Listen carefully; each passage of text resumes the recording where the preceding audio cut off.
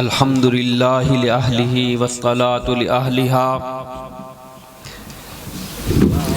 اما بعد فاعوذ باللہ من الشیطان الرجیم بسم اللہ الرحمن الرحیم ان الدین عند اللہ الاسلام صدق اللہ مولانا العظیم وبلغنا رسولہ النبی الکریم ونحن على ذلك لمن الشاہدین والشاکرین والحمد للہ رب العالمین اللہم صلی علی محمد وعلی آل محمد کما صلیت علی ابراہیم وعلی آل ابراہیم انکا حمید مجید اللہم بارک علی محمد وعلی آل محمد کما بارکت علی ابراہیم وعلی آل ابراہیم انکا حمید مجید سنبھل جاؤ مسلمانوں، سنبھل جانے کا وقت آیا۔ سنبھل جاؤ مسلمانوں، سنبھل جانے کا وقت آیا۔ سنبھل جاؤ مسلمانوں، سنبھل جانے کا وقت آیا۔ بہت سوئے ہو تم، اب ہوش میں آنے کا وقت آیا۔ جلا ڈالی تھی تم نے کشتیاں اندلس کے ساحل پر، جلا ڈالی تھی تم نے کشتیاں اندلس کے ساحل پر، مسلمان پھر تیری تاریخ دہرانے کا وقت آیا۔ جہاں سے چلے تھے 313 تم مسلمانوں، جہاں سے چلے تھے 313 تم مسلمانوں، انہی ماضی کی راہوں پر پلٹ جانے کا وقت آیا۔ سنو روزہ اتھر سے ایک آواز آتی ہے، سنو روزہ اتھر سے ایک آواز آتی ہے، سنو روزہ اتھر سے ایک آواز آتی ہے، سنو روزہ اتھر سے ایک آواز آتی ہے۔ روزہ اتھر سے کیا آواز آتی ہے؟ مسلمان میری حرمت پہ کٹ جانے کا وقت آیا۔ میرے انتہائی قابل صد احترام قاری اکرام اللہ صاحب، برادر مکرم جناب قاری عبدالجبار صاحب، اور چنی گوٹ کے معزز علماء اکرام، عمائدین، اور میرے جرت مند، غیرت مند، باشعور دوستو، بھائیو، بزرگو، السلام علیکم ورحمت اللہ وبرکاتہ۔ میرے عزیز دوستو، آج جلسے کا عنوان عظمت قرآن ہے۔ آپ کے سامنے بڑے بڑے علماء کرام، خطبہ اور نعت خوان حضرات قرآن کی عظمت پہ گفتگو کر چکے، اور میرے بعد بھی بہت سارے علماء اس موضوع پہ گفتگو کریں گے۔ میرے عزیز دوستو، جس محبت برے انداز میں، جس طرح سریلی آواز میں، جس طرح خطیبانہ انداز میں مجھ سے پہلے یا مجھ کے بعد علماء کرام بیان کریں گے، ہو سکتا ہے میں اس طرح بیان نہ کر سکوں، لیکن چند ایک باتیں آپ کی خدمت میں عرض کروں گا۔ میں چونکہ خطیب نہیں ہوں، سادہ آپ کی طرح ایک بندہ ہوں، انسان ہوں، تو اس انداز میں تاکہ کچھ آپ سے سیکھ سکوں اور کچھ آپ کو سنا سکوں۔ بس اللہ تبارک و تعالیٰ سے دعا ہے کہ جو کچھ میں کہہ سکوں مجھے حق سچ کہنے کی توفیق دے، اور ہم سب کو اس پر عمل کرنے کی توفیق دے دے۔ میرے عزیز دوستو، عظمت قرآن کی مجلس ہے۔ اللہ تعالیٰ قرآن کریم کے اندر ارشاد فرماتے ہیں، کتاب انزلناہ الیک، اے نبی ہم نے یہ کتاب آپ کی طرف اتاری، کیوں؟ لتخرج الناس من الظلمات الی النور، تاکہ آپ لوگوں کو اندھیروں سے نکال کر روشنی کی طرف لائیں۔ یعنی یہ کتاب اندھیروں سے نکال کر روشنی کی طرف لانے والی کتاب ہے، بھٹکے ہوئوں کو سیدھا راستہ دکھانے والی کتاب ہے، گہرے مذلت میں پڑے ہوئوں کو اوج ثریا تک پہنچانے والی کتاب ہے، اللہ سے بچھڑے ہوئوں کو اللہ سے ملانے والی کتاب ہے۔ یہ کتاب انسانیت کے لیے دستور حیات ہے، انسانیت کے لیے ضابطہ حیات ہے، انسانیت کے لیے منشور حیات ہے، بلکہ پوری انسانیت کے لیے آب حیات ہے۔ اس کے بارے میں کہا گیا کہ تبارک بالقرآن فَإِنَّهُ كَلَامُ اللَّهِ وَخَرَجَ مِنْ، قرآن کریم سے برکت حاصل کرو کیونکہ یہ اللہ کا کلام ہے اور اللہ ہی سے نکلا ہے، اور یہ ایسی کتاب ہے کہ اس کا پڑھنا بھی عبادت ہے، اس کا سننا بھی عبادت ہے، اس کا سنانا بھی عبادت ہے، اس کو دیکھنا بھی عبادت ہے، اسے چھونا بھی عبادت ہے، اسے پڑھنا بھی عبادت ہے، اسے پڑھانا بھی عبادت ہے، اس پر عمل کرنا بھی عبادت ہے۔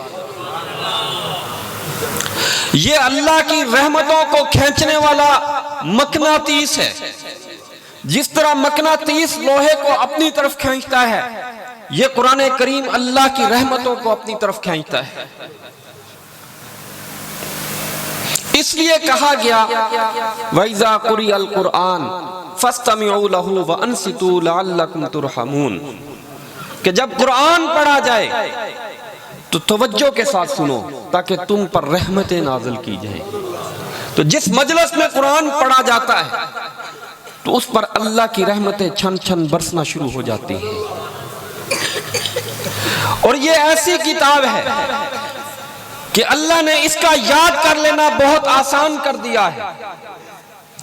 5 سال کے بچے سے لے کر 100 سال کے بوڑھے تک کو یہ کتاب یاد ہے، اور پھر اس کو مختلف انداز میں پڑھا جاتا ہے۔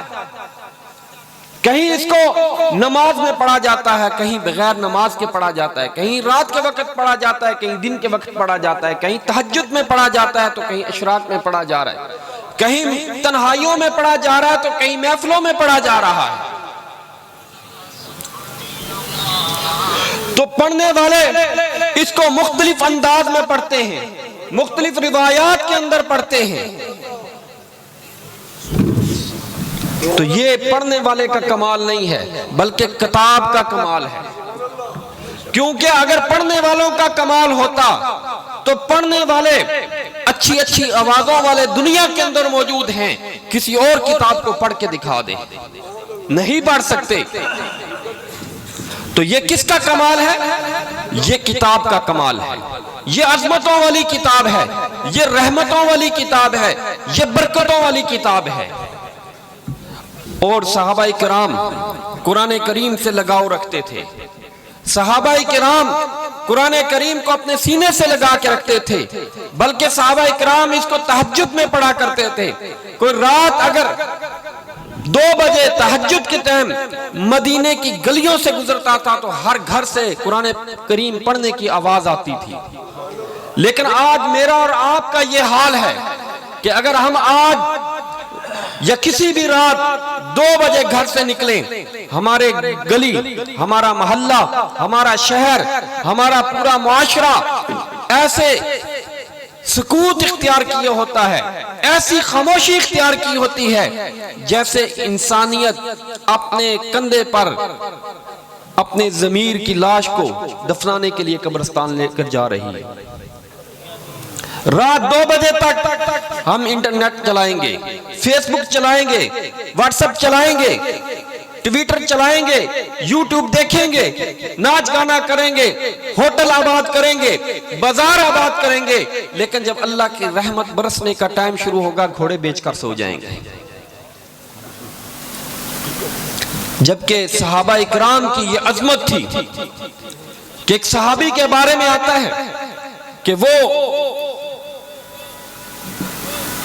تہجد کی نماز کی نیت کر کے کھڑا ہوتا ہے، قرآن کریم پڑھنا شروع کرتا ہے، طبیعت میں ایسا سرور آتا ہے، جذبہ پیدا ہوتا ہے، قرآن کریم کو اونچی آواز سے پڑھنا شروع کر دیتے ہیں۔ ساتھ گھوڑا بندھا ہوا ہے، گھوڑے کے ساتھ بچہ سویا ہوا ہے، تو جب اونچی آواز سے پڑھتے ہیں گھوڑا بدکتا ہے، دل میں خوف پیدا ہوتا ہے کہ گھوڑا بچے کو نقصان نہ پہنچا دے، فوراً ایسا آواز شروع کر دیتے ہیں۔ پھر دل مچلتا ہے، پھر اونچی آواز سے پڑھتے ہیں، پھر گھوڑا بدکتا ہے، بچے کے خوف سے آواز کو آہستہ کرتے ہیں، بار بار یہ سلسلہ جاری رہتا ہے، یہاں تک کہ جب اپنی نماز کو مکمل کرتے ہیں، سلام پھیرتے ہیں، دعا کے لیے ہاتھ کھڑا کرتے ہیں، نگاہ آسمان کی طرف جاتی ہے، کیا دیکھتے ہیں؟ چند روشنیاں ہیں جو آسمان کی طرف واپس لوٹ رہی ہیں، حیران ہو جاتے ہیں۔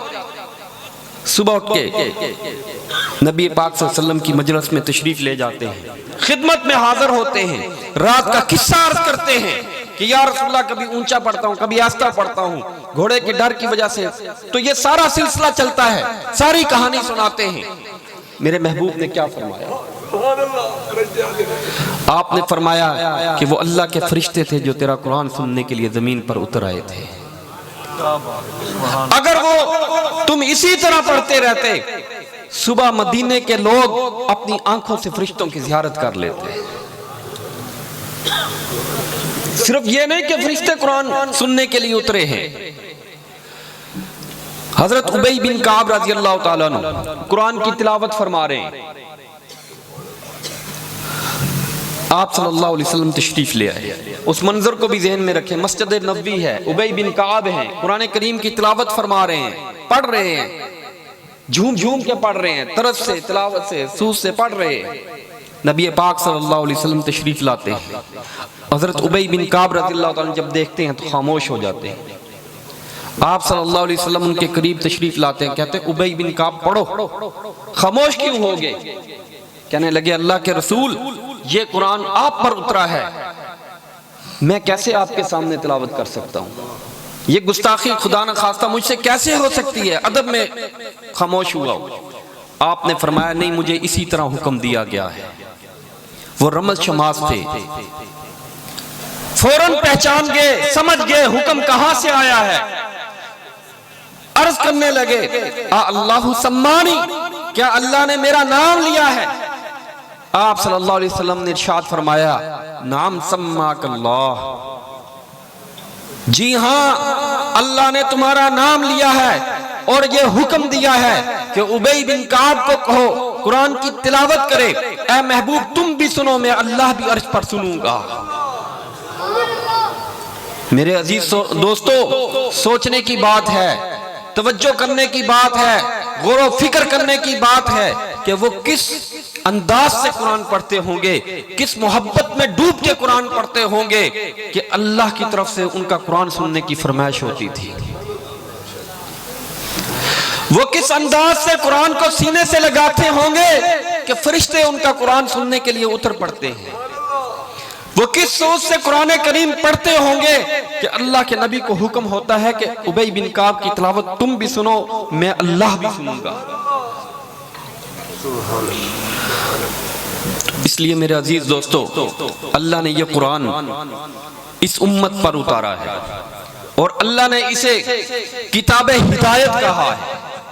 اللہ نے اسے صرف عبادت کی کتاب نہیں کہا، اللہ نے اسے کتاب ہدایت فرمایا ہے۔ عبادت کی کتاب بھی ہے لیکن اصل میں یہ ہدایت کی کتاب ہے۔ یہ قرآن کریم جہاں ہمیں عبادات کا حکم دیتا ہے، وہاں ہمیں معیشت کے بارے میں بھی رہنمائی کرتا ہے۔ جہاں حلال و حرام کے بارے میں رہنمائی کرتا ہے، وہاں حق و باطل کے درمیان فرق کرنا بھی سکھاتا ہے۔ تو میرے عزیز دوستو، صحابہ کرام صرف قرآن کو پڑھنے والے نہیں تھے، قاری نہیں تھے، بلکہ عامل قرآن ہوتے۔ وہ معزز تھے زمانے میں عامل قرآن ہو کر، ہم ذلیل و خوار ہوئے تارک قرآن ہو کر۔ آج شیخ الہند رحمہ اللہ تعالیٰ نے فرمایا کہ میں نے، شیخ الہند کون ہے جانتے ہیں؟ کون کون شیخ الہند کو جانتا ہے؟ جو جانتا ہے وہ ہاتھ کھڑا کرے۔ تبلیغی جماعت کو جانتے ہیں؟ کون کون جانتے ہیں؟ جنہوں نے تبلیغی جماعت بنائی وہ شیخ الہند کے شاگرد تھے۔ مدرسوں کے نظام کو جانتے ہو؟ مدرسوں کا جو سسٹم ہے کون کون جانتا ہے؟ مدرسوں کا نظام جس نے بھی بنایا وہ شیخ الہند کے شاگرد تھے۔ سیاست کے میدان کو جانتے ہو؟ علماء اسمبلیوں کے اندر ہیں، کون کون جانتا ہے؟ یہ جو نظام ہے اس کے بنانے والے شیخ الہند کے شاگرد۔ اسی طرح تصوف کو جانتے ہو، اللہ اللہ کرنے والے پیری مرید، یہ سب حضرت شیخ الہند کے شاگرد۔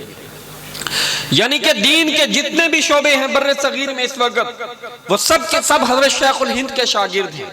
وہ حضرت شیخ الہند فرماتے ہیں کہ میں نے اپنی زندگی میں غور و فکر کیا کہ آج امت مسلمہ ذبح حالی کا شکار کیوں ہے۔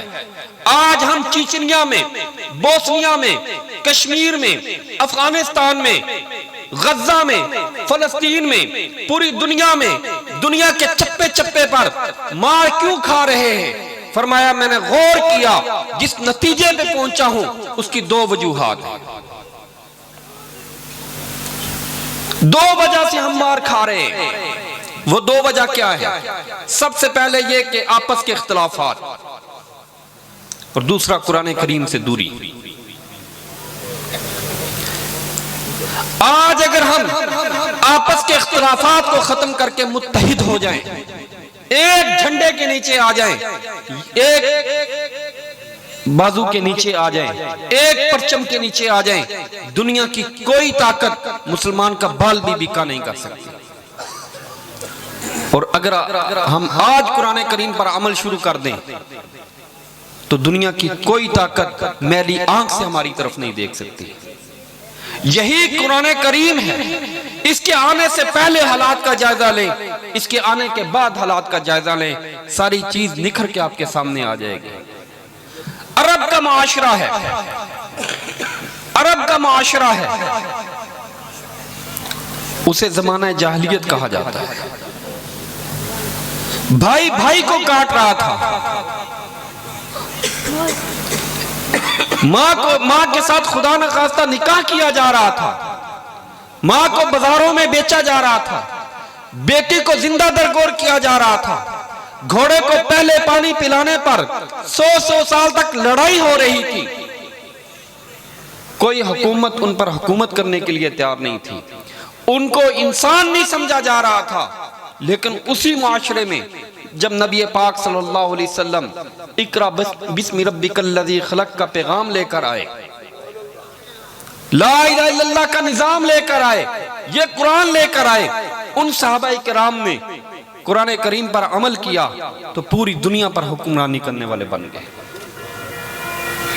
تو اگر آج بھی ہم قرآن کریم پر عمل کر لیں تو قرآن کریم انسان کے پیدا ہونے سے لے کر مرنے تک قدم قدم پر رہنمائی کرنے والی کتاب ہے، اور صرف مرنے تک نہیں بلکہ جنت میں داخل ہونے تک قدم قدم پر رہنمائی کرنے والی کتاب ہے۔ تو کیا آپ قرآن کریم پر عمل کریں گے انشاءاللہ؟ میرے دوستو، قرآن کریم کو حرز جان بنائیے، قرآن کو اپنے سینے سے لگائیے، قرآن پر عمل کرنے کی کوشش کریں۔ صحابہ کرام الحمد سے قرآن شروع کرتے تھے، اسی وقت اس پر عمل شروع کرتے تھے، والناس بار جا کر ان کا قرآن مکمل ہوتا تھا تو ان کا عمل بھی قرآن کریم پر مکمل ہو جایا کرتا تھا۔ صحابہ کرام قاری قرآن بھی تھے، عامل قرآن بھی تھے، اور یہی جو چیز ہے وہ نبی پاک صلی اللہ علیہ وسلم لے کر آئے۔ اسی وجہ سے اس مختصر عرصے میں دنیا میں انقلاب کرنے والے بن گئے۔ تو اگر آج ہم بھی قرآن پر عمل کرنے والے بن، ماشاءاللہ